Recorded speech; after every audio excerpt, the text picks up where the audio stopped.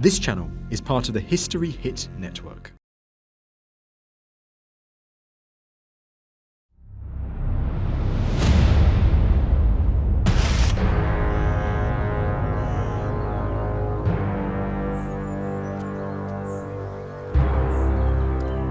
Well, we want to do something special.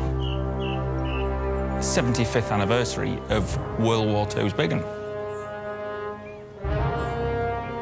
June the 6th, 44.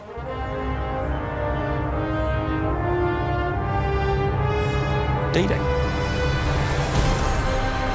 This was World War II's endgame, the final Allied attempt to beat Nazi Germany. Comes after Dunkirk, after the Battle of Britain, after the Blitz, and after the Dam Busters. Then we get D-Day. It is still the largest military assault ever conceived, dependent on epic logistics and the meticulous coordination of 155,000 troops. Say D-Day to anyone, it's all about the beach landings. Yes, that was the main part of it, but they weren't the first boys in. The first boys in were the parachuters. They went in 6 hours before. They had the worst job. Jumping at night, being shot at, definitely not getting welcomed. They're sort of unsung heroes. Best way of learning about it is, let's get in there. And that's what we're going to do. That's what we're going to do. We're going to put me in those boys' shoes and I'm going to jump out and replicate what went on in 1944. What a tribute it would be. I'm not going to be shot at. In his biggest ever undertaking, Guy Martin will experience what those elite paratroopers went through, jumping into Normandy 75 years ago. He'll help with the painstaking restoration of one of the planes the troops jumped from. I'm committed. And learn how the vital D-Day supply lines worked on land, sea, and air. Low moving, low gone. Does it get any more exciting than that? He'll hear from the veterans who fought in the Normandy invasion. You don't joke with SS. They don't like it. Go, Smith! Play! And undergo grueling World War II training. Step out! Go! Jump! But only if Guy qualifies as a parachutist will he be able to fly over the channel and find out what it was like to be part of the first ever major airborne assault.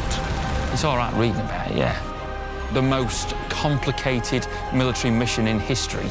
You know, to be honest, I'd rather have a go myself. Yeah, let's get stuck in.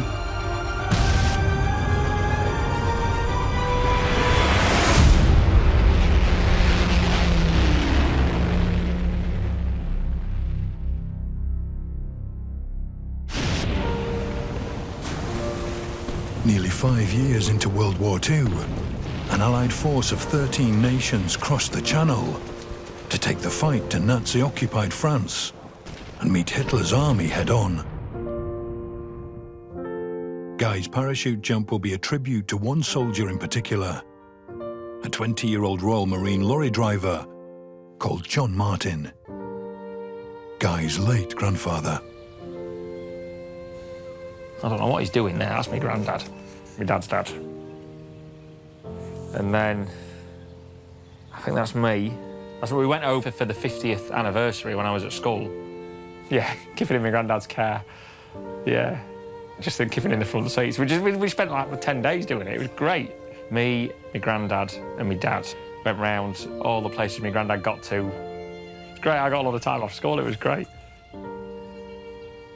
Good old boy. Would Jack be proud? Yeah, he wouldn't make a fuss of it. He wouldn't like that. He might have a few words. He wouldn't say much. I think he would, deep down, he'd be proud. 25 years after that family trip, Guy will return to Normandy, all being well, by parachute.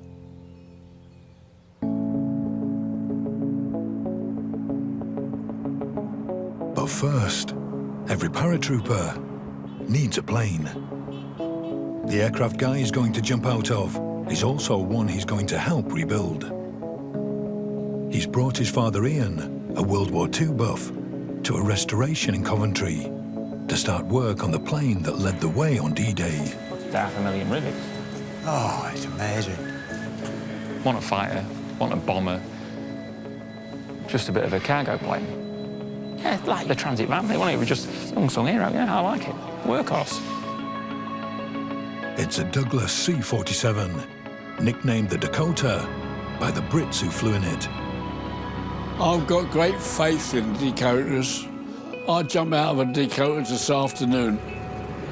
There was nothing flash about it, but they was marvellous planes to me. The Allied Supreme Commander Dwight D. Eisenhower said this unarmoured cargo plane was as important to winning the war as the atomic bomb. History Hit is a streaming platform that is just for history fans, with fantastic documentaries covering fascinating figures and moments in history from all over the world. From the Battle of Trafalgar and the Revolutionary era, right through to the Second World War. If you are looking for your next military history fix, then this is the service for you. We're committed to bringing history fans award-winning documentaries and podcasts that you cannot find anywhere else. Sign up now for a free trial, and War Stories fans get 50% off their first 3 months. Just be sure to use the code WARSTORIES at checkout. This is going to be steel, this bit. Right. Because when they put Jeeps in, if it had been aluminium, it would have buckled it. Oh, bloody hell. Yeah. It was so versatile. I mean, it would carry God knows how many paras. It could tow a glider. Damn useful. Trust the Yanks to come up with something really good. And about bullet holes there that are cut out. It's gone through some work, hasn't it? 1,200 were used on D-Day. 1,200 Dakotas. Only a handful remain. The Coventry plane, called Night Fright, flew on D-Day, but needs a full rebuild to get it ready for the 75th anniversary in 9 months' time. I think that's a bit on the optimistic side. Loads to do, isn't there? Oh, hydraulics, bulkheads, engines, fuel tanks, electrics. Where do we end? You'd look in the centre wing, you'd look at all the wiring and the piping in there. Some work to do. And another go. Ready? The plane was saved from an Arkansas scrapyard by an aviation enthusiast who wants to create the ultimate flying tribute. And today, the rebuild begins. I'd be lying if I said I wasn't nervous. It's a significant moment, definitely. We've been taking the aircraft apart since we bought it in 2012, so it's a big moment to finally see two sections of it going back together. The first task is to join the two biggest parts, the fuselage and the centre section of the wings. Worst case scenario is we undo months and years of work and dedication. You know, all in all, the aircraft is probably worth £300,000, £400,000, so it's a significant chunk of money, but it's just the time you'd lose if you damaged it there and you'd have to go back and repair it, really. Team on the top, please, Guy. Yeah, OK. Guys jumping straight into the middle of it all to rust-proof the bolts that keep the wings on. Right, let me put a taste on there then. All right. The thin strips of metal are called shims. You'd want that fairly well glued down, because I don't want that bugger to swing out, do you? Like a wedge under a table leg, they ensure the fuselage sits level. And obviously, when you drop the fuselage onto the top of the wing section, it's not going to sit 100% true, you know, because there might be a bit of a gap here, but it's tight there, so you nip it all down and it's stressing the fuselage. So by putting those shims in, there's no under stress.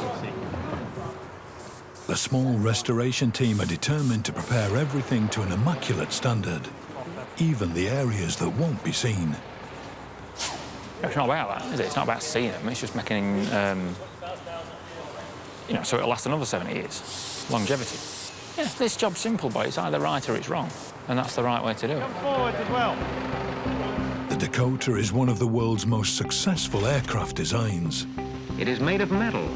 It has 2 motors and 2 propellers. It was based on an aviation pioneer, the Douglas DC-3 of 1936, the first plane to fly passengers across America cheaply and dependably. Those little white lines are highways. America used its industrial might to scale up production for the military version. 6 months before D-Day, the Douglas factory in Oklahoma was completing an unbelievable 1 plane every hour. Nice and steady. Slow it down. Too far. Things move a little slower in Coventry. I'm going to come down really slowly, yeah? Everybody clear? If the 2-ton load isn't lined up correctly, Fingers. it will strip the threads clean off the bolts. We're going to lower it another inch, yeah? What a sight to see, eh? Okay, that's lined up. Jiggling those sections of fuselage into that sandwich section on the wing. Hold on. Getting one side in, and then you get the other side in, but the other side pops out. Up, please. Yeah. Matt, the crane driver, £500,000 for crane. Any more available? Just on his controller, millimetre at a time. Bit more. That's enough. No messing. Yeah. It takes an hour of tense manoeuvring before the lift is complete. Okay. That's it. Relax. Guy's dad has loved every second. Oh, I take my hat off to everybody. When you think the size of the fuselage, the engine's on, the wheels, all fastened on by 10 studs and nuts each side. I mean, it takes my breath away. Absolutely out of this world experience to watch. It went really well. It's been a really good day for us, a momentous occasion. We've got over that milestone now, so it looks like an aircraft now and not a giant airfix kit. And we can sort of move on and do some of the detailing now. It's been a great day. There are 9 months to go before the D-Day anniversary and Guy's parachute jump. With the plane underway, he can now start preparing himself to become a paratrooper. Put your cows! Up! Get up! Get moving! Guy Martin is recreating a D-Day parachute jump to find out what the first soldiers into battle experienced 75 years ago. Congratulations, you're the first person to hook into night flying since 1945. Bit nerve-wracking, genuinely. It's hard to select reverse when you're in this position.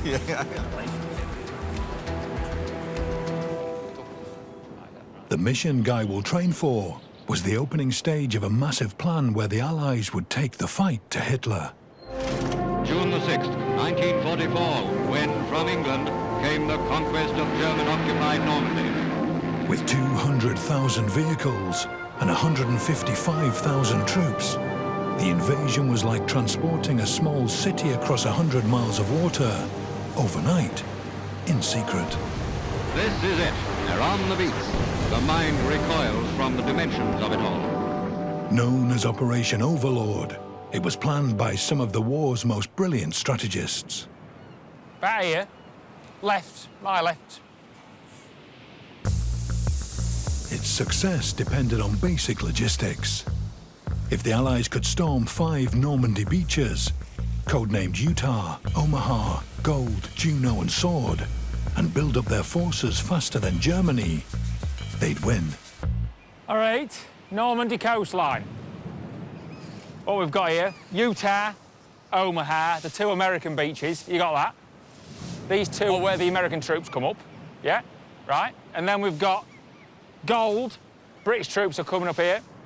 Juno, Canadian troops, and Sword, British troops. So that's the thick and the thin of the Normandy beach landings, right? But for all this to have half a chance, we need to protect the flanks, right? So what that meant was dropping paratroopers 6 hours before. And how we're going to do that, we're going to drop American paratroopers here on the western flank. How's that look? I've made a pig's ear of that, haven't I? It was somewhere about there, and then, bit of a traipse down here, bit of a traipse. Then, the eastern flank, we're going to drop British paratroopers, again, 6 hours before. We're going to drop them lads here. Their job was to take the bridges, put the big guns out of commission, and stop the Germans counter-attacking. So you just think, that's a lot to do, a lot to go wrong, but it half worked. Well, no, I'm not going to say it half worked. It did work. Yeah, Operation Overlord, as simple as that. Yeah. Yeah? No? Huh? Genius, yeah. Yeah, well, it has been said. Those paratroopers were no ordinary soldiers. They would have to jump in darkness, behind enemy lines, into the path of bullets. It's time for Guy to experience how they have always been trained.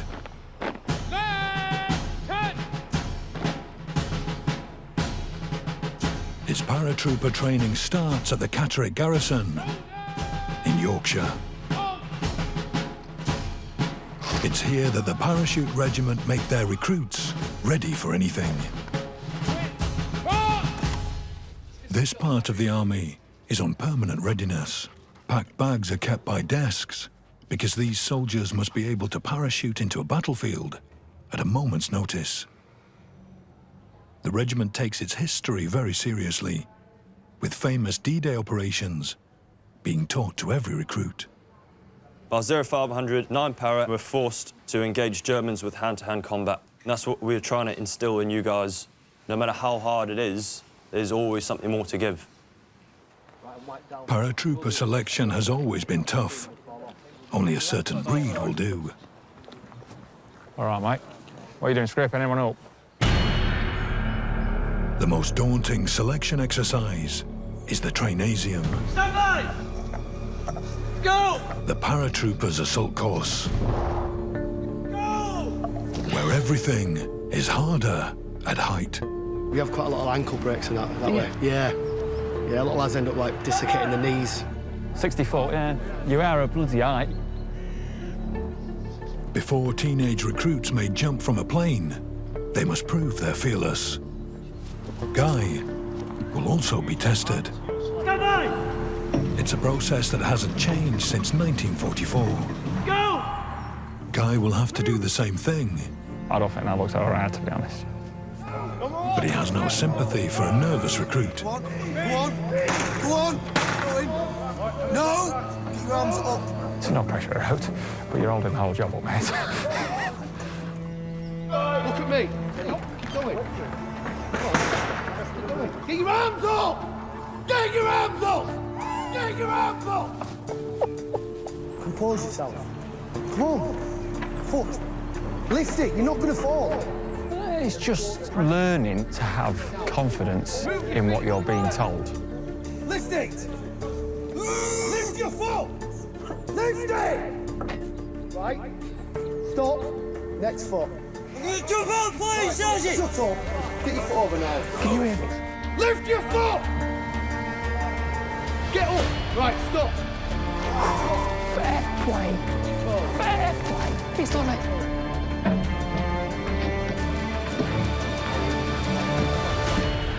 Stand by! Even small jumps are challenging at height. Main issues we have is the illusion jump. You're just playing with their minds, it's not a big of a gap. Yeah. Just basically just react to the words of command. So on the day of the races, we're in that door. You know, when you get the red on, green on, go. Yeah. You know what I mean? You gotta go. Go! Go! Go! Right, you can do it, get up. Pick yourself up. Good lad. You see, no congratulations. Just get on it. I like that. That's what this job needs. Stand by! Get on with it. Go! Good. I was just talking to a laddie there. You know what he said? Every jump's a night jump. Every jump's a night jump. Oh, that's a good one. It's Guy's turn next. Get warmed up. Oh, you fighter. Stand by! Civilians are prohibited from using MOD equipment. So instead, Guy will be tested on his own specially constructed Trainasium. Built to the same 18-metre height. A fall would mean serious injury. Stay on the toes! Or death. For the next 4 hours, he'll be drilled by an unforgiving selection team led by Sergeant Major Keith Shark. You could just walk up with a bunch of civvies and say, right, yeah, crack on, get across it. People will break legs. Really aggressive. Come on, stick with it. It's not a toy. It is there for a reason. It's a confidence course. Come here. Right, come, pop down. Let me set the scene. Before midnight, on 5th of June 1944, 600 men jumped into a DZ. They went to the Melville Battery. Out of that, only 75 survived. The reason why they survived is because they had the airborne mentality, teamwork, aggression, speed, control, and most of all, the will to win. And that's what I want to see from you. So what I've got today for you is a small snippet of what it means to be a paratrooper. You have to prove to me you can jump out of a plane. Understand? Yes, Steph. Happy? Yes, Steph. Sure? Yes, Steph. Nervous? No, Steph. You will be. Climb. Go. Get away. Let's go. 3 points of contact at all times and climb up. Let's go. Climb. Guy climbs to the top, 6 stories high. When I say stand by, I want your number and your name. Do you understand? Yes, Staff. Stand by! Release the bars! What do you say? Number 8, Private Martin, Staff. Put your arms out wide. Shimmy along. Steady hold. Steady hold. Let's go. Do not lean forward. Push your hips forward. Look at the obstacle. Cross it. Do not hesitate. Look at it. Get across it. Get across it. Now. Well done. Do not touch the bars. Get over it. Get over it. Stand still. Stand still. Touch your toes. Touch your toes. Touch your toes. Stop showing off. Stand still. Walk to the end with your chest. Walk to the end, walk to the end, walk to the end, walk to the end. OK, climb down. I thought back too much, a little bit of hesitation. And after then, I was sort of all right. After the shuffle bars, Then go to your left and stand still. comes the illusion jump. A 1 metre gap that seems impossibly wide when there's nothing below. When I say go, react. You understand? Yes, Staff. Listen in. Stand by! Stand up. Stand up. What are you supposed to say? Number 8, Private Martin, Staff. Remember it. Stand by!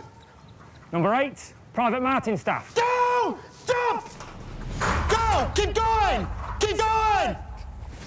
Keep going! Well done. Get across. Do not fuck about. Keep going. Keep going. Climb! Come on, get up there. Get up there. Knees on the outside. Knees on the outside. Come on, slide along. All the way to the end. Phase 1 complete. I didn't struggle with the illusion, John. Climb down the ladder. I was all right. The biggest thing was number 8, Private Martin, Staff. I was just trying to remember those words. Next, Guy must advance to battle. Phase 2. When I say sprint, you sprint. When I say grenade, you're going to fucking dig in with your eyelids. Good to go? Yes, Staff. Turn face that way. Stand by. Go! Sprint! Get going! Get moved! Grenade! Get down! Get down! Good! Get down! Crawl! Crawl! Crawl, you fucking idiot! Stand up! Stand up! Stand up! Come here. What did I say to you? When I say grenade, you fucking get down! Do you understand?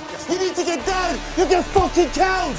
You will fucking die! Sprint! Go! Let's go! Let's go! The tough treatment is known as combat inoculation. Crawl! That crawling's hard. Just crawling hard. That's hard. Get up! Get up! It's designed to get paratroopers hardened to adversity. Underneath! Underneath! Get underneath it! Get underneath it! Get underneath it! Get up! Right, get up! Get through the middle! Get through the middle! And again, this way! Get through This here! way! Get Come on! through! Come on, straight through, straight through, Get straight through! through! Go! Keep going, keep going, keep going, keep going! Keep low, keep low! Sit down! Keep your head down. Don't utter a word. Stay still.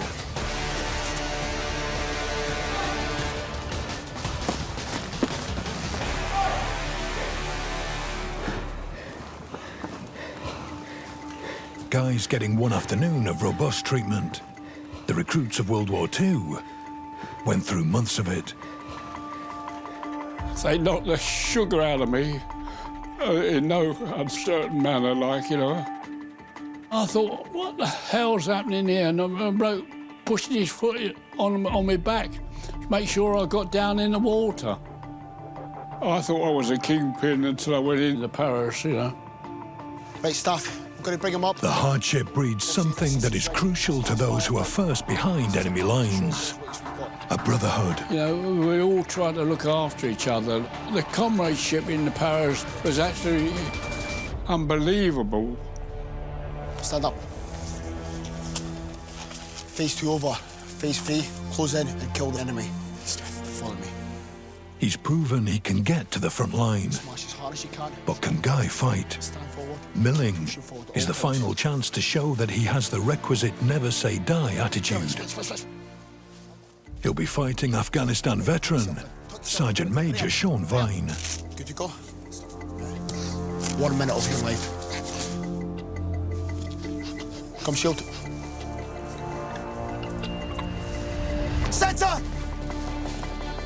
Straight punches, target area is the face. Look at me. Think back to 1944 when these men had to go in bunkers and clear the enemy out of them. Do you understand? And that's what we're going to do now. You've got to fight him, you've got to smash him. Right, straight fucking punches. Gloves up! Now! Keep going, let's go! Let's go!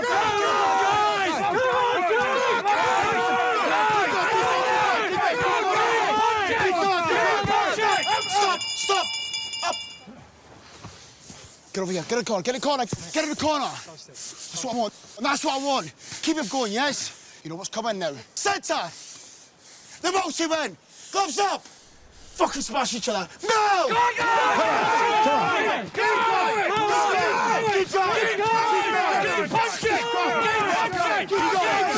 going! Stop! Guy's milling career finishes on the floor. Stand up. Good effort. Face the referee. Valiant effort by both. However, Sean wins. Well done, fellas. Get over there, get the gloves off. As soon as the bell rang, it clocked me straight on the nose, and I was sort of like, right, I'm getting it now. Come here. Right, calm it down now. Calm, right? What you've proved to me there is that you can work at height, you can take a thrashing, and you can get in that trench and go hand to hand with the enemy. Well done, give your hand. Well done, lads, give me a round of applause. Well done. After battles, they're getting back up. People that get hit, get hurt and run away. We don't want people like that. People we wanted are the people that are willing to get up and get stuck in, and that's exactly what he did, so fair play to him. I might have landed a couple, then I'm on my ass again. Hang on. I didn't see where they came from. Did not see where they came from. I think he was in a world of hurt, but he's got the drive what's needed to be an airborne warrior. Well done, mate. Good work. Good work. Yeah, no worries, mate. Got a thick head now, a cup of tea.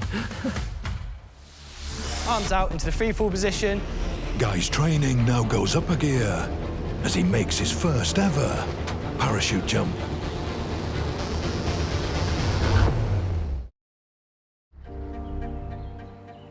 Guy Martin wants to recreate a D-Day parachute jump, and to do it, he's helping rebuild one of the last surviving D-Day Dakotas. Today, he'll fit the part that gave this workhorse its legendary reliability, letting it carry 28 paratroopers into battle with ease. That's bloody great, innit? Just look at it. Yeah, radial engine. Mission today, we're fitting the second engine. The first engine was fitted on Monday. We're on Wednesday now. 14-cylinder, Pratt & Whitney. Not a massive amount of power for its size. That's 30 litres, but it's like 1,100 horsepower. It's like a truck engine. Never stressed, just plugs away, just plugs away. I've heard stories of these, I don't know if you have. We've had cylinders of these missing, blown off in a firefight, but they'll still run.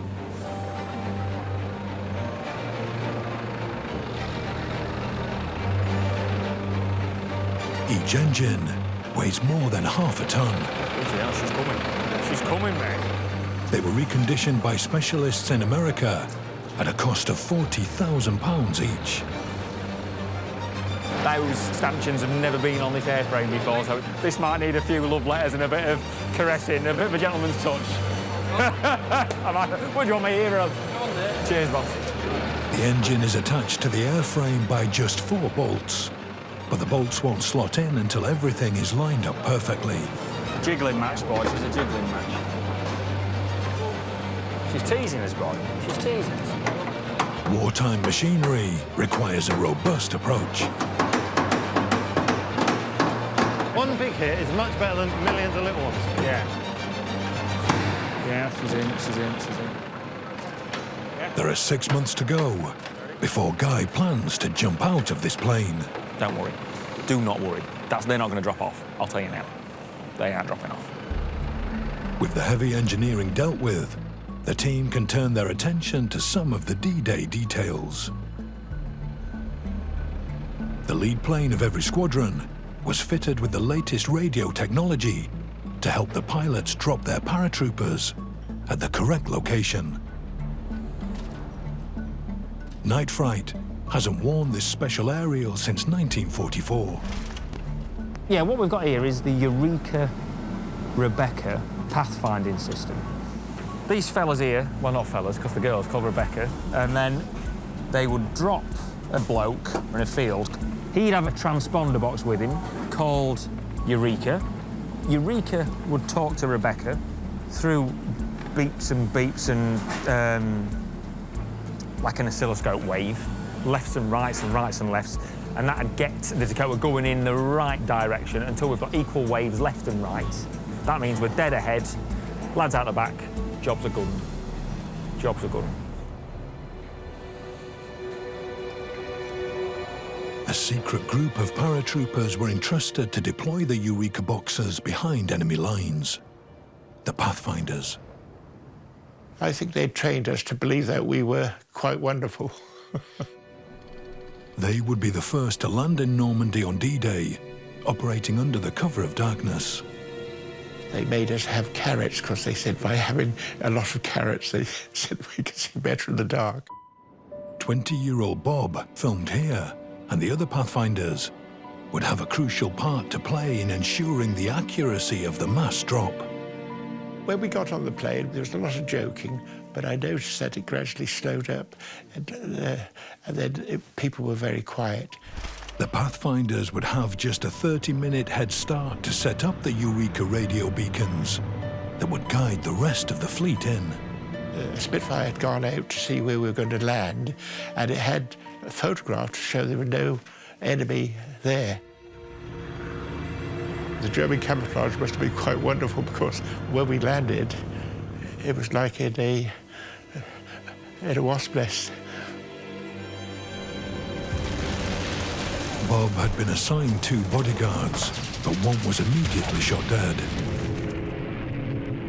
Under enemy fire, Bob hid amongst the long grass and tuned in Eureka as quickly as possible. Well, first of all, it didn't beep, but I was in too much of a rush. I think we were rather anxious to get the real paratroops there.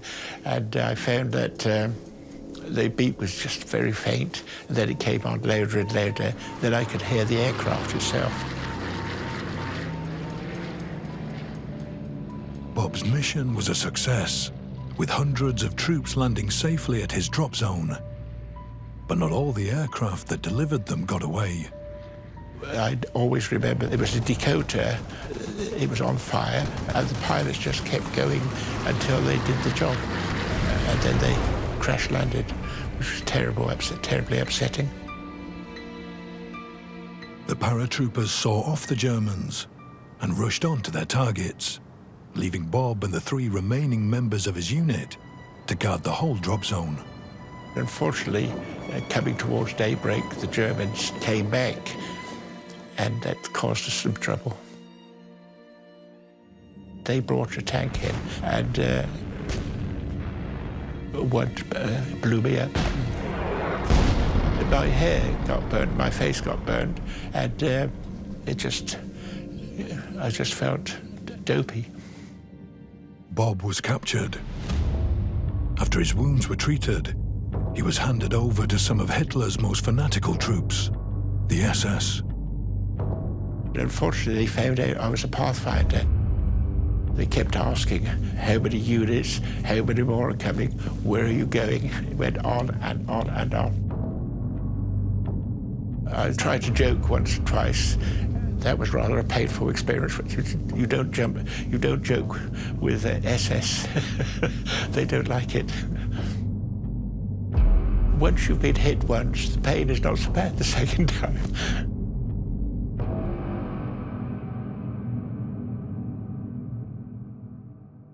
After 3 days of interrogation, Bob was sent to a prisoner of war camp.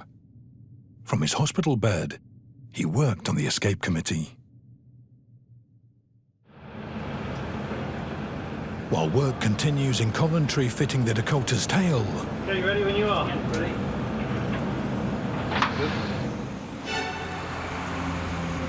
The next stage of Guy's preparations for his own personal D-Day take him to Nottinghamshire. First taste of parachuting.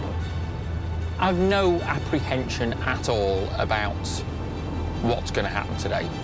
I'm going to get chucked out the side of a Cessna. Nothing's going to go wrong. Nothing's going to go wrong. In the run-up to D-Day, the village of Langer was home to 4 American squadrons of Dakotas. Now it is one of the training bases for the Red Devils, the Parachute Regiment's freefall display team. They will be flying in formation today and have agreed to take Guy along for the ride. Arms out into the freefall position. Brilliant. And what we'll do is we'll just move these arms slightly forward, like so, nice and relaxed. We could hit maybe 190, 200 miles an hour. Yeah, pretty quick. Oh, bloody hell, right. Sergeant Dean Walton has done 1,500 jumps. Move them out into this position here. And has some invaluable advice for Guy the novice. During World War II, when the Dakota was used by the military, it did have a reputation for people hitting the tail. Right. So if you jump out and for whatever reason get big into the airflow, you could catch a bit of lift and you could hit into the tail. So my advice to you is... I don't want any lift. No, I want to be dropping lift. like a stone. So just be careful. Noted. Yeah. Noted. Things rarely go wrong, but malfunctions are always possible. Has that gone wrong? During Guy's visit, this student's parachute failed to deploy correctly.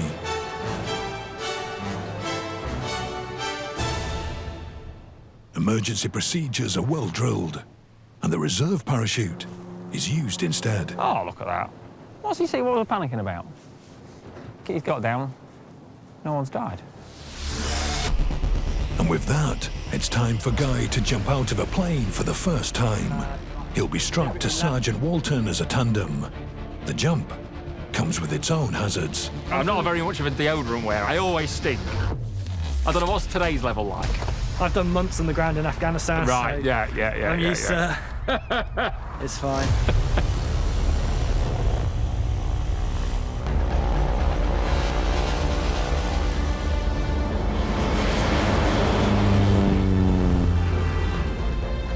At 16,000 feet, the world's best parachute team and a Grimsby lorry mechanic get ready to jump.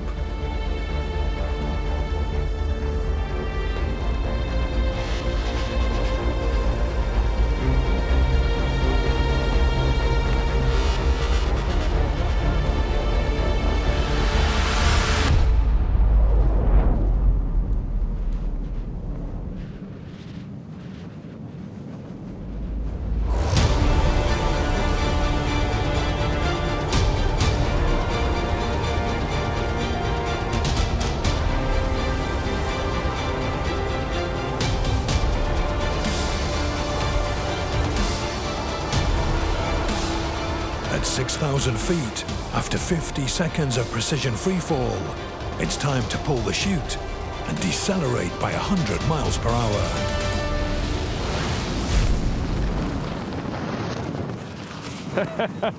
Woo! That's mint. 1,000 feet later, the parachute is fully inflated, and Guy is falling at 20 miles per hour. How peaceful's that? You lucky bastard. Get to do that every day.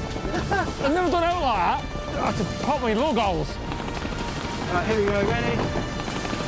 It's quite responsive, isn't it? Yeah. It turns fast, bloody hell. We're moving there, aren't we?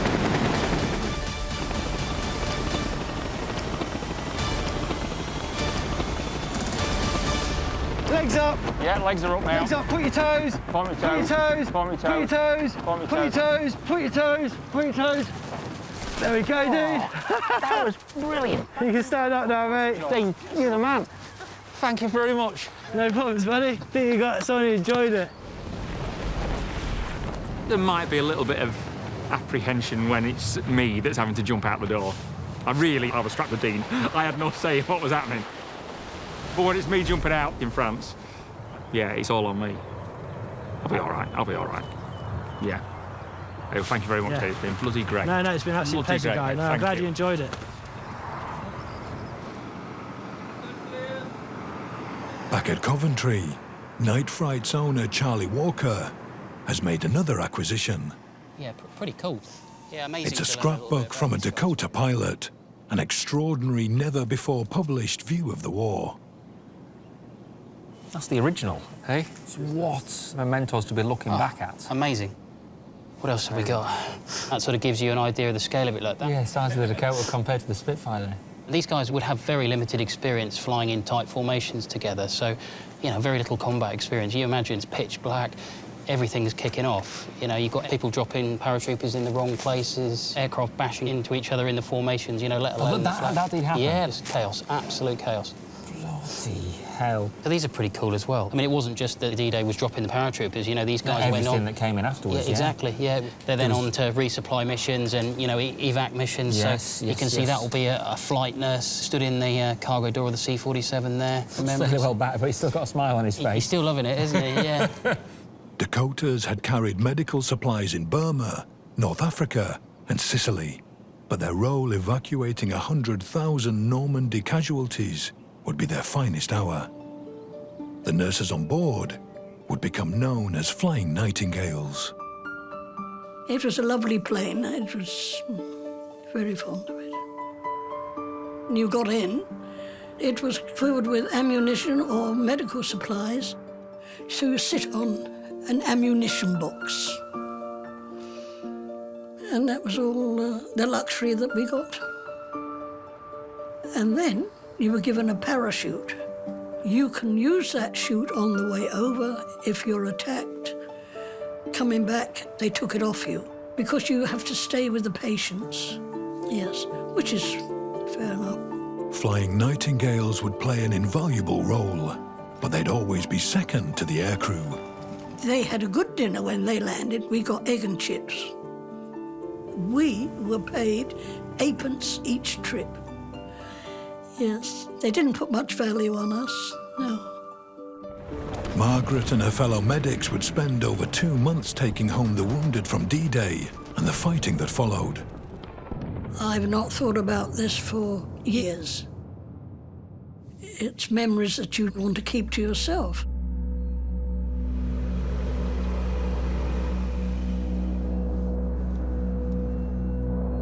Oh, how horrible. Some were so bad. Arms, legs, face. I think a facial injury is the hardest injury to take. If it's the arm or leg, yeah, it's covered. But if we got an injury to the face, that was hard, because you actually saw and knew it was a person. Young boy, yeah. Yes, the facial injuries were the worst. The daily casualty rate of Allies, Germans and civilians would be higher than the Somme. Had it not been for the Dakota flying hospitals and a new wonder drug called penicillin, it would have been worse. Some were very grateful that they were going back home. Others were quite sad, yeah. But I'd never lost a patient. The D-Day Dakotas weren't just transporters of troops and patients. Guys about to find out how they also dropped crucial cargo, like an airborne motorcycle. Chances are it's probably going to take a bit of a battering. Start engines.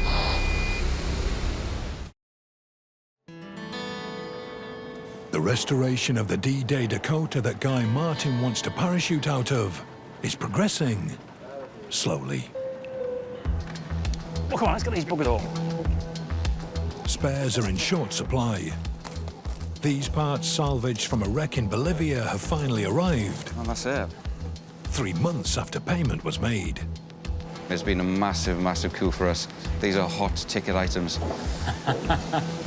3,500 quid. Hey. Right, what's the plan? Obsessed with attention to detail, the team are using the original manual to make sure the plane is built exactly as it was 75 years ago. I like the detail, though. I mean, you could, couldn't you? You could just put a bit of sheet in there and cut it and do it and make it look half right. That's what a lot do, not really. Right. But perfectionism takes time. So, fill your boots. Have a go. Cheers, mate. Thank you. All the painting is done by hand. There will be literally 700,000 components like this that all have to be sprayed. Just slow down with the gun. OK. On off. Happy? You're a natural. I doubt it, mate. Altogether, these would have 4 coats of paint. So, as you can imagine, it's a hell of a task. Just bring the gun away a little bit. But it makes such a nice job of the finished product. That's good. You know, that's what the aeroplane deserves. Beautiful. Beautiful. Only another 100,000 to go. Yeah, hey. Lovely, that. A lot of work. A lot of work. The quality is just mind-blowing. The detail is bloody brilliant. You could put 1,000 men on that and it's not really going to happen any faster. It is all happening. Slowly, but it's happening. D-Day's airborne action was just the start. It was to be swiftly followed by a colossal seaborne invasion, codename Operation Neptune. You couldn't see the water for craft, and you began to wonder, where did all these come from? And it wasn't only the ships, it was all the equipment that had been on the docks. Different sizes of lorries, small jeeps, tanks. It was really mind-boggling. Yeah, so Operation Neptune was a massive undertaking. 7,000 boats to get 200,000 men to the Normandy coastline. Hang on. Take some getting your head around. The landing craft was terrible. They were just bobbing around like corks. A lot of the infantry chaps, they were as sick as dogs. And some of them were even crying for their mothers, saying, "Oh, Mum. Then the big guns started to open up on the warships. The destroyers that reached Normandy first would try to disable the guns defending the beaches. Navy often get forgotten over D-Day, but in fact, if it hadn't been for the Navy, there wouldn't have been any landings. As simple as that. Dubbed the Atlantic Wall, it was supposedly Hitler's impregnable defense. Well, I didn't think it was impregnable at all. I think we proved that it wasn't, and proved it very well. The firepower was tremendous. We give it a little bit of a bash, just to keep them quiet. What actually gets you is the way the air vibrates. It's a constant noise. It isn't just a noise in your ears, it's a noise in your whole body. You got quite a big boom. Not too bad. If I look at my midshipman's logbook, there is no emotion there at all. There was no panic and no rushing around or anything of that sort. I might have got a bit panicky when the tea or the coffee or the cocoa didn't come up to the bridge at the right time. Tuesday, steaming down Sweat Channel, Yanks right, us left, German bomber passed low overhead, opened fire with everything, getting light, bombarded, target destroyed, fires raging, smoke, etc. Assault craft went in. Well, I mean, yes, that all brings it back, obviously, but of course, yeah. It was our job at the time. We took it as it came. After the defences had been weakened, the beach landings would finally take place. For the first troops in, H-hour on D-Day was 0630.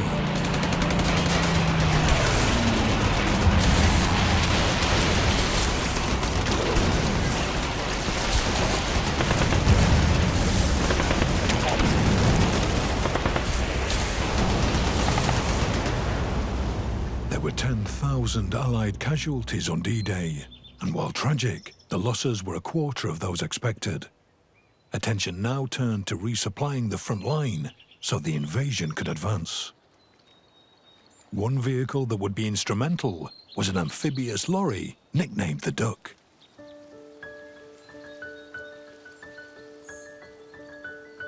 $2,000 were used on D-Day. Top of 5 ton, how's that going to float? Guy has tracked down one of the few that still exists. It's worth £70,000. It's owned by a bloke called Mitch. Mitch, you'll take us for a run in it, won't you? Please. OK. Right, go on. Ignition is there. Yeah. Just turn that on. Press that button. Yep. Handbrake. And away you'll go. Oh, where's my biting point? Oh, that's it. Are we away? That's it. Military vehicle collector Mitchell Hickman is giving Guy his very first amphibious driving lesson. You got the hang of it straight away. Do you get wet in here? No, you shouldn't do. I'm not bothered if you do. I'm not bothered. But it does feel a bit unnerving when you go from the contact of terra firma to the floating. Oh, bloody hell. I'm not really clever enough to know the maths, but as long as it displaces the right amount of water to what it weighs, then it will float. And that's what it did. Put that into third gear. Give us a few revs, that's it. She's away. And away one goes. Simple as that.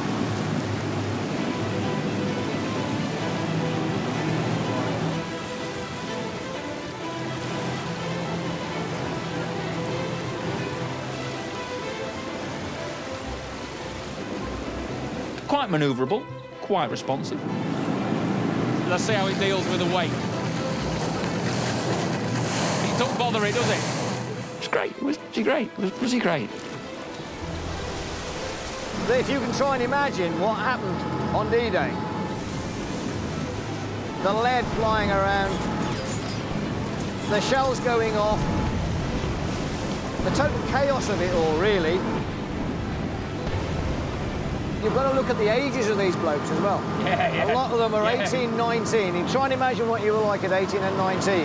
Yeah, but you don't know until you was put in that position. If I was put in that position at 18, you'd have been... Well, you'd have grown up very quick, wouldn't you? You would. Soldiers are only effective if they don't run out of bullets. D-Day's success would hinge on the Ducks dropping 10 tons of cargo every hour. The delivery drivers were every bit as important as the frontline fighters. Guns, fuel, first aid kits, ammo, food, everything. That's it. Go on, go a bit faster if you like. And then when you're ready, just change into second gear and you should go right out. OK, straight up. That's it. Now drive. There you go. Bloody great job. With a top speed of 50 miles per hour, the Duck was the fastest lorry in the army. I can't believe how comfy it is. I thought it'd be rattling my teeth out.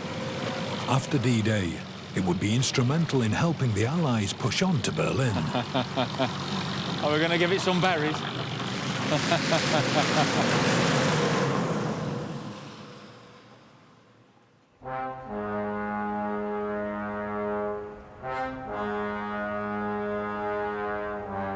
But the king of resupply was the Dakota.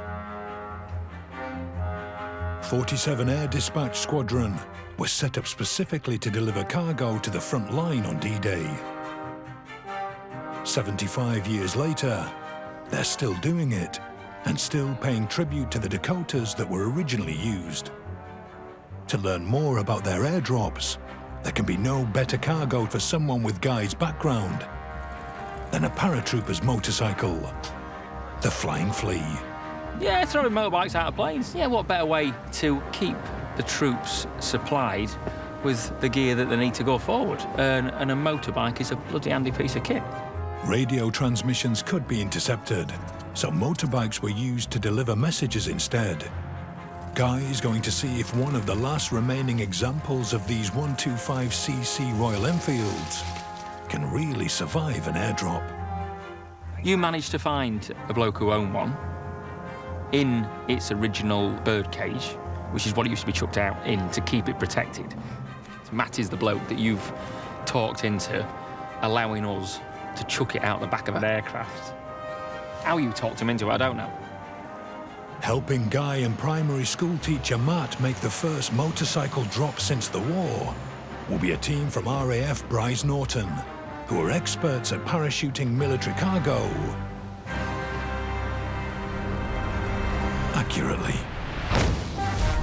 Drop back to sea at bullseye, over. Beautiful. Matt's still nervous. Yeah, I'm still quite It's your nervous. baby. It's something I just couldn't replace. Yeah. If anyone's going to do it right, these guys are... Yeah, they know what they're doing, don't they? They know what they're doing. We did take a few precautions. Come on, I mean, you could nearly say it's priceless. Go on, what are we doing? So we thought we'd wrap it in a bit of a box. Because the chances are it was probably going to take a bit of a battering. When all my friends were buying PlayStation games, I was buying bits of motorbike. Only 3 of them in the world, no pressure around. The bike still has its original rubber band suspension and the cover that makes the headlamp harder to spot at night. They were designed to be disposable, so the fact it's made it this far is a miracle, really. I'd never sell it. It's sticking with me, definitely. We did it properly. Bit of foam. Yep, spot on. Bit of strapping. OK, yeah, just start matching in until it's tight. Stop there a sec. Bit of cardboard. What do they call it? EDM? Energy dispersal material. Just a bit of corrugated cardboard, yeah. Look at that. Hey, look at that. The last job is attaching the parachute. You can never be 100% sure of anything with parachuting, but I'm just excited to see it happen, really. First time since the war. 3 in the top. 3 in the top. You've got to do these things, haven't you? Yeah. Perfect. Getting the story out about what these brave men did 75 years ago. All they need now is a plane. The air dispatcher's plane of choice is the Dakota's modern-day equivalent, a £50 million Hercules.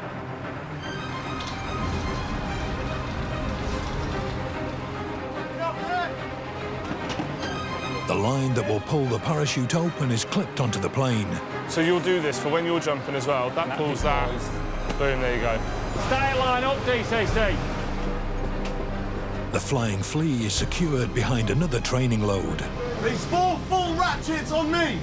Tighten now. 1, 2, 3, 4. Over there. The mission can commence. Start engines. On 4 switch 1 to come air conditioning packs, 2 to come, radar master is on flaps, check to 50%. Few packs, just in case. Better looking at it than for it, mate. Flight controls, clear to rudder. Ready.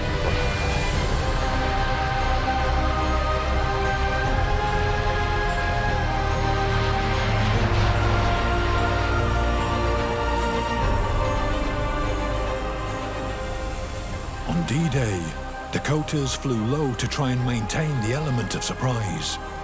The Hercules does exactly the same thing, hiding behind hills from enemy radar. Come left a little bit, mate. We've got an avoid just to the right-hand side. Oh, come left. So we're coming up into the snow down here, man. Yeah, look, they're above us. The view from the front is great, Ramp turning to the back. but the view from the rear is spectacular. Twice the size, twice as fast, and about 5 times the payload of a Dakota. I've got some confidence in that, haven't I? How could they get any more excited than that? Hung out the back of a Hercules over Battle Lake. How's they get any more excited than that? Best job in the world. Yeah, on days like this, it is the best job in the world. Beautiful, look at that. Look at that. All players, this is Ascot 128, single Charlie 130, en route to Abingdon to commence airdrop. In 1944, the loads were pushed out by hand, and gravity did the rest. Today, the principle is the same. Stand by. Action stations. Action stations. The shackles will be released by computer. Then when the pilot pulls the nose slightly up, the bike should fall out the back. 1 minute. 1 minute. Pop up, go. 125 knots set. The air dispatchers are a highly specialized unit of 150 people, more used to flying dangerous missions, supplying secret equipment to special forces. 30 seconds. But even for them, dropping a priceless World War II motorbike from 400 feet is an unknown quantity. Red on. Red on. Green on. Green on. Load moving. Load moving. Load moving. Load moving. Load gone.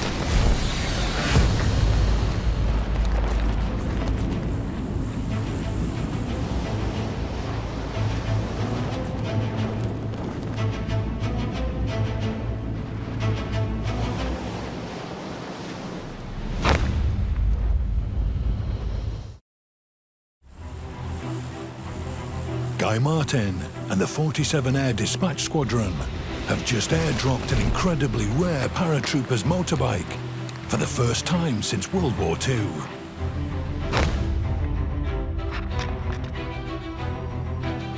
The package appears to be in one piece, but owner Matt Moore is about to find out if the priceless contents still works.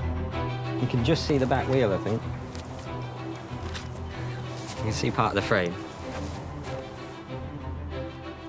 Yeah, what did it look like, Matt? What did you think?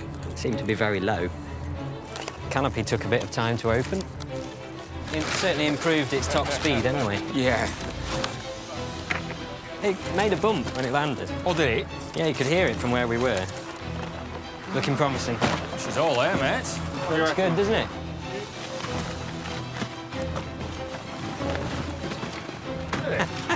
Good job. Just like that. Job's a good one. We'll get it going, shall we? No messing. Now it's time for Guy to perform the acid test.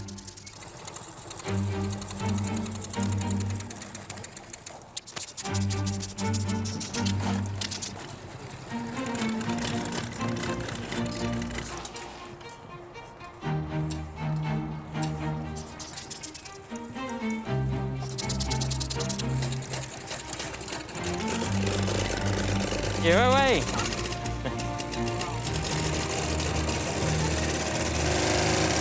Not quite an Isle of Man course, but it's all right, isn't it? Off the beach.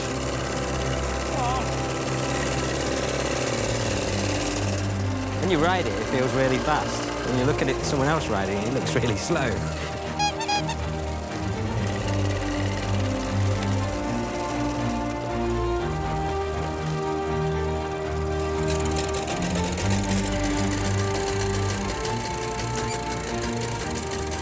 Bloody brilliant, hey? Nicely done. That's bloody brilliant. Matt was happy, I was happy. Not too bad for having just jumped, is it? I think this would take some beating. This would take some beating. Really, wouldn't it? Where you beating that? Still, I don't think I'd have risked what Matt has risked. I won't risk it. I won't trust me with it anyway. The Flying Flea isn't the only piece of original paratrooper equipment in Matt's collection. So go on, Matt, what else have we got? Right, well, I'll start with some of the stuff you've been issued if you were a paratrooper. OK. Going off on D-Day. The first thing you'd be given is 2 of those. 24-hour ration. Basically, it's high-energy stuff. Yeah. It's all stuff to keep you going. Chocolate, oatmeal, meat, sweets. There's even toilet paper in there as well. Bloody hell, just in case. You wouldn't want to be on the curry the night before, boy, with that amount. As well as that, you'd be given this. Go on. Which is your emergency ration. Again, pure energy. Yes. This has actually got speed in it. Is that right? So it's what with speed in it? It's just chocolate. With speed? Yeah. Amphetamine? Yeah. Only open on instructions of an officer. Right. But then the problem was you start seeing Germans behind every blade of grass. Has that gone off? Probably. No, there's not a lot there. So then the other thing you'd be given... Go on. This is a real James Bond gadget. It looks like an ordinary uniform button. Yeah? Yeah, well, she does, If you unscrew the top... Bloody hell, compass inside. Tiny little compass, yeah. Look at the workmanship in that. Early on, the Germans found out about these, that British troops were wearing them. So when they captured them, they unscrewed them and found them. Yeah. So the way they got around that is that later ones, they put a left-handed thread on them.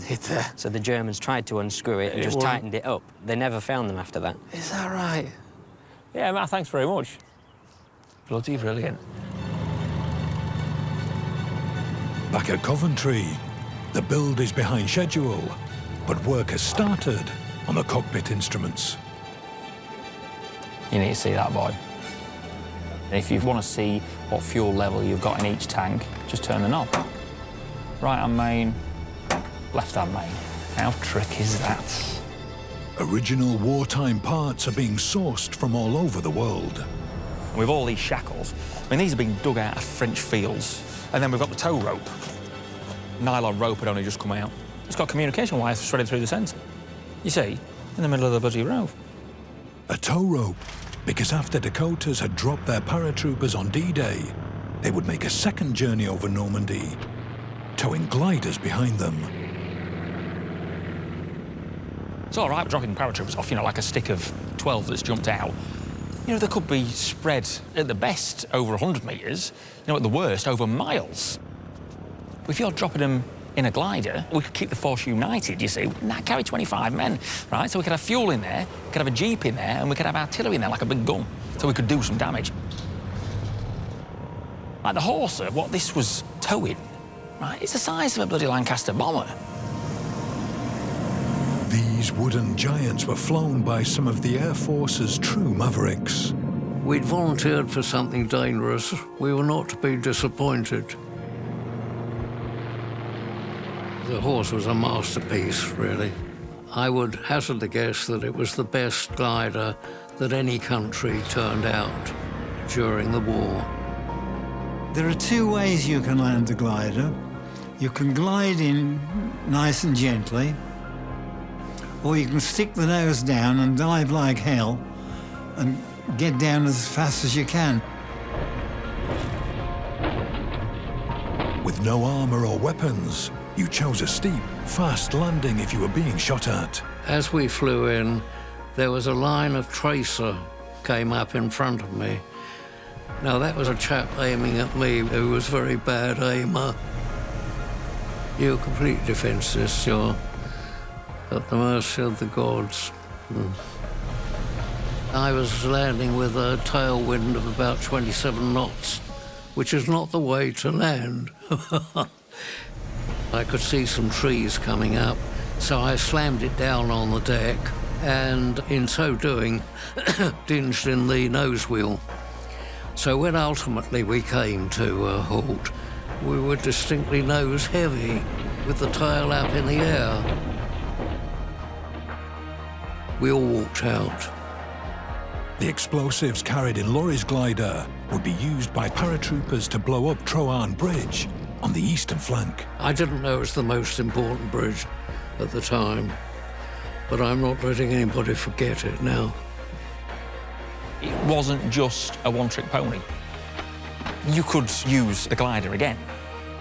You had your tow rope on your glider, and the end of the tow rope was a huge circle supported on some poles.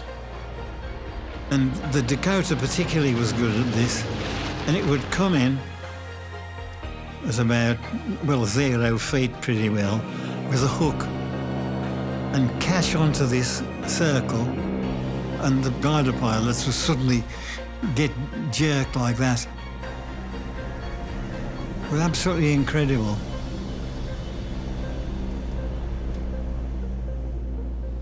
There are now 6 weeks left before Guy's parachute jump. He's back in Coventry to find out if the plane that he's been helping rebuild is going to be ready on time. You all right? She's not looking good, boys. You best come and have a look. Come on. Come on. Right. It's a bit of a way off, isn't it, to fair? It's not going to be ready. It's fair to say it's not going to be ready. It's been a huge project and a huge undertaking, but, you know, we wouldn't have sat here and said it was going to be ready for June if we genuinely didn't think it was going to be ready for June. But it's all the detail. Go on, what are we talking about? I mean, you know, that's cost you a week here and 2 weeks there and 3 weeks here, you know, go on. Oh, there's lots of things, really. I mean, corrosion has been the biggest problem with this aircraft. I mean, you know, it's got something like 90,000 flying hours on this airframe. 90,000 hours? 90,000 flying hours. So, you know, you pull the fuel tanks out, it's all corroded. It's not a 5-minute job to replace sections of skin. You know, it takes longer than you think, and we've probably been victims of our own perfectionism a little bit, and that's cost us time and money and everything else that goes with it. But, of course, you get that sinking feeling that you're not going to be taking it to the 75th. I'm not disappointed because they're being true to the original plan of absolute perfection. So I'd rather it be this way, yeah. I'd rather it was right than ready. So go on, right, I'd still like and these boys would jump out of a So Dakota. you need to jump out, don't you? So I do. We need to find another C47, Yeah. don't we, really? How could that possibly happen? There's a DC3 air show C47 community out there, so I think if we called in a favour or two... you think it could happen? I think we could make that happen, Right, yeah. okay. We've got to get you to jump out, haven't we? So we'll find you an aircraft, Yeah. the plan will be the same. We'll take off and we'll chuck you out the back. Right. So, Thank you very much, Charlie. Thank you. no worries. Guy needs to hope that, just as in 1944 when the Allies could rely on a seemingly endless supply of American-built equipment, another plane will always be available. That massive equipment advantage was witnessed firsthand by a 19-year-old German dispatch rider. Wir waren also überzeugt, dass wir diese Invasion abwehren können. Leider ist es anders gekommen. Und wir haben ganz schnell festgestellt, dass die Übermacht an Material und Menschen fast das Fünffache war. As part of a reconnaissance unit, Eric rode a motorcycle all over Normandy, witnessing the superior Allied supply lines. When the Germans lost a tank, they tried to repair it overnight. But if his enemies lost a tank, it was replaced by 5 more. The Allies had total air supremacy as well. Wir hatten natürlich immer ein Auge am Himmel und ein Auge auf der Fahrbahn. Und wenn man sah, dass irgendwo ein Jabo kam und dann fuhr man rechts in Deckung am Strauch, wo man manchmal auch richtig Angst hatte. Da kamen ja nicht nur 2, 3 Jagdflieger, da kamen ja ein Dutzend oder noch mehr. Die kamen wie die Hummeln. Aber das ging mit jedem Tag schlechter. Und wie gesagt, ich persönlich und auch viele meiner Kameraden, die wussten auch, das ist nicht mehr zu gewinnen. Wenn ich mich mit britischen Soldaten unterhalten habe, die haben gesagt, ja, du hast für dein Vaterland gekämpft. Die verstehen das, dass wir unter falschen Voraussetzungen, dass wir später erfahren mussten, dass wir für die Falschen gekämpft haben. Wir haben für die falsche Sache gekämpft.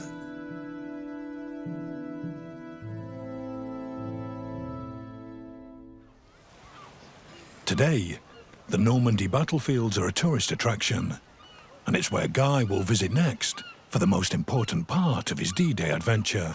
There is one vital piece of the machine that needs putting in, and that's me having a parachute licence, which I haven't got. So for anything to go forward, for me to be able to jump out of a Dakota, I need to get a parachute licence.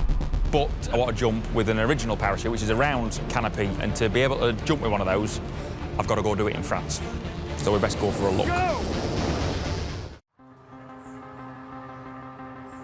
Guy Martin's D-Day mission will start at Membury, a forgotten airfield in Berkshire. In 1944, 4 squadrons of Dakotas, carrying the 101st Airborne Division, departed here for Operation Overlord. She'd have been a busy place, unlike now. There'd just been a sea of Dakotas, wouldn't it? Like 50-odd Dakotas based here, all with 28 men in them, taking off within seconds of each other, really. Yeah, and all top secret. A Dakota hasn't flown paratroopers from here since D-Day. Until now. This is the plane Guy will jump from, made available by its generous owner at the 11th hour. It is one of only 3 airworthy wartime Dakotas in the country. It's all right, isn't it? It is a proper D-Day machine. You can see the pictures. Can you see them there, Brian? You can see them there.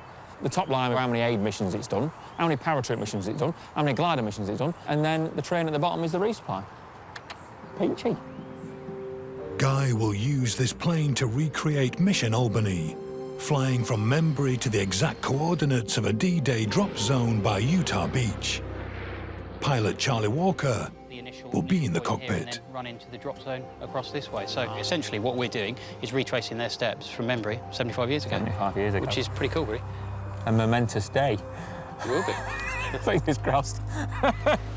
Situated 500 metres behind the invasion coast, Drop Zone Alpha is still a challenging target.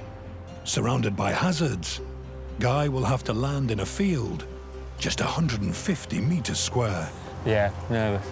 I mean, I think nerves are good. The focus are mine. Nothing to worry about. You're going to love it. You're not jumping out the back, though, are you? No, well, not intentionally, anyway. Joining Guy for this very special jump are 12 friends he made at parachute school. So we're going this way? All the way. Hook up! All under the careful control of Jumpmaster Hubert. Check static lines! The Dakota will be flying faster than anything Guy experienced in training. And there are far more safety procedures to get right. 3 okay! 2 okay! 1 okay. All okay, Jumpmaster. All okay, Jumpmaster. All okay, Jumpmaster. That's it. Questions? No? The drop zone is ready, complete with temporary passport control. The 90-minute cross-channel flight, with the door off, can begin. How do you read me? Loud and clear? Loud and clear. Joining Charlie in the cockpit is experienced display pilot Peter Kuipers. Let's blow a couple of Waterloos. Yeah, why not?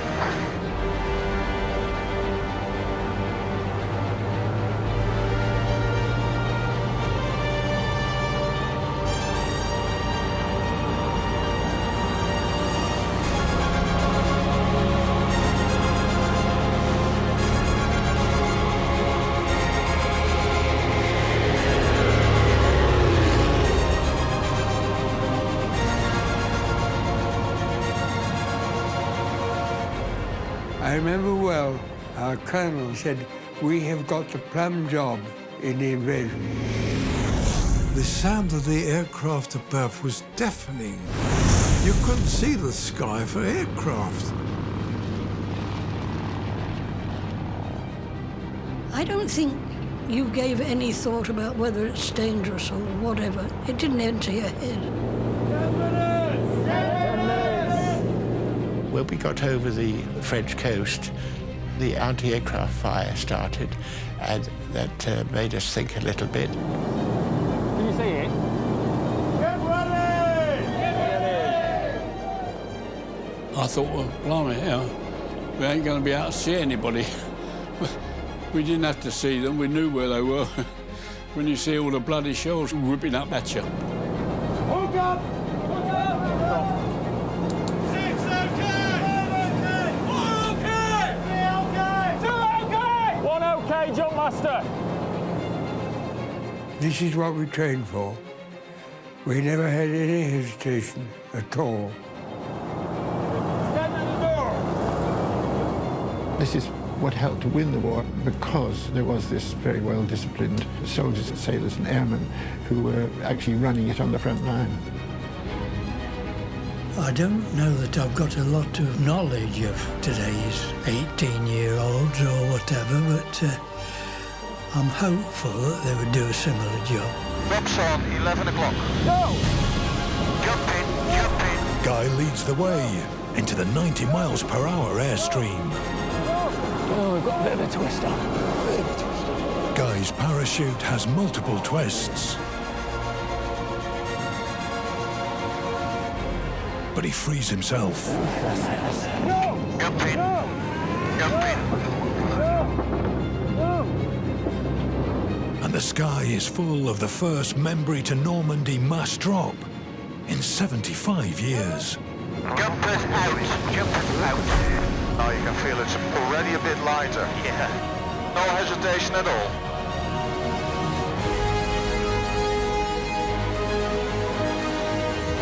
All Guy has to do now is land safely.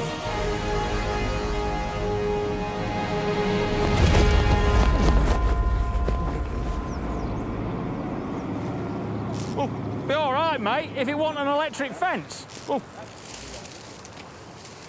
We're in Normandy. I've got my passport with me, officer. The gendarmes. The gendarmes. Oh, thought he frightened of that bloody electric fence, man. I was a bit nervous, and I was sort of talking myself out of it. everyone's sort of relying on me here because I'm first out. And I'm sort of saying, what the hell, what are you going to do? You can't back out now. So I had to change the subject in my head, and then the next thing, Hubert is shouting, jump, go! That's it, I was out the door. And then you just think, what would that have been like 75 years ago? The tension must have been unbearable. That was only the drive to work, really. You know, they was landing to do a job. At what, 1 in the morning, eh? I was being shot at. Yeah, all right, mate. I've been thinking twice, yeah, and I'm doing it for a bit of crack, eh? Massive respect, just... Hopefully we've done the 75th anniversary of D-Day justice. Just had the tiny bit of the experience of what those boys had, just a tiny bit. Bloody brilliant, bloody brilliant. I don't think them boys are that fussed, to be honest, because the passport control man has just buggered off, he hasn't checked me. So I've invaded France, official. Official.